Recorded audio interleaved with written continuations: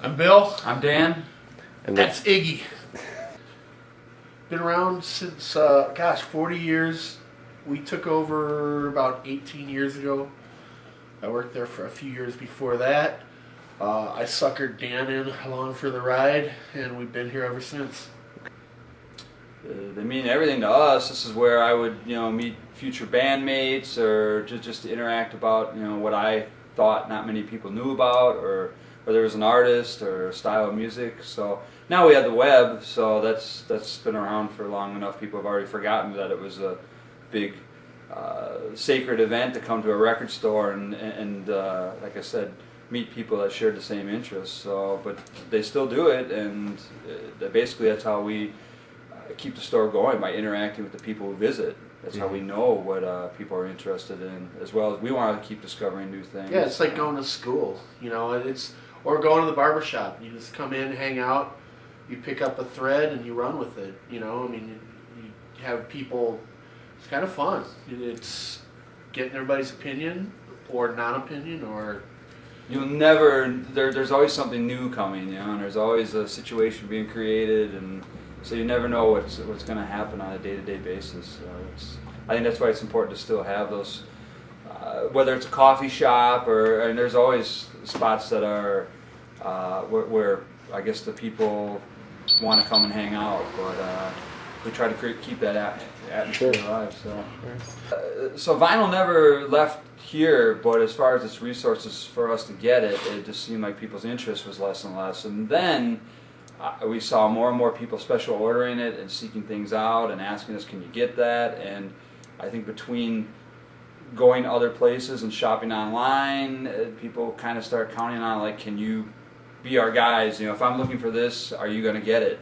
We've been pretty lucky in that our focus it's been pretty narrow, and we are surrounded by people that other people would call music nerds, and people that, we've got customers that know more about music than I do for sure, and just people that we've always had that culture. We've kind of fostered a community of people that are super into it, and of course you get people.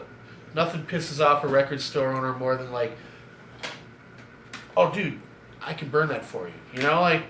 I think that they're going back to that also. There's this supporting of it all. There's this mindset of like you're getting over on the records. The record stores are making all the money, and or you're somehow scamming them or getting over on them. And I think people are starting to realize, or if you look into it, it's just you want to support the artist. The artists need to get paid. If someone paints your house, they get paid. Everyone needs to get paid for their job. So by supporting the store, you're supporting the distributor, who's supporting the label, who's hopefully paying the artist. So we just saw a new record store in our neighborhood, and he seems to be doing pretty well. But you got to be in it, and you got to know that you're not going to make a lot of money. Yeah, you're going to discover a lot of interesting stuff and meet a lot of cool people, and but you're doing it because you love it and you want to discover more stuff, and that's where I go back to where I was saying about you'll never know it all. So that's what keeps it fun. There's always another thing to discover, and someone's always walking in inquiring about something you might not know about, or which turns you on to wanting to explore that also.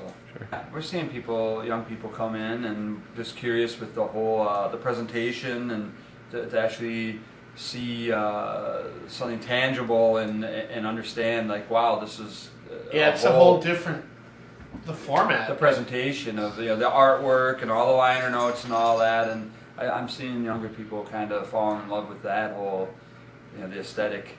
A friend of mine works with a kid that was asking her how many plays you get out of a record, and that was his mentality. He didn't really.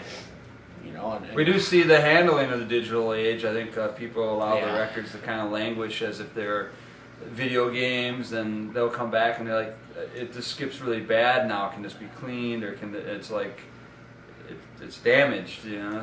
It's always awesome when someone comes over and looks at your records and plays, because they're going to pick stuff that you don't listen to or you haven't listened to in a long time, and it's it's kind of neat to rediscover. Going over, occasionally we'll buy collections from somebody, and it's like looking you at go a photo through, album. yeah, You can it's- see their whole history of what their interest and probably what their social life was like Yeah. by their indulgence in their music, or it is interesting, and it's sad too when people recycle their history like that, but hopefully they're not throwing it away. Hopefully they're making new memories too.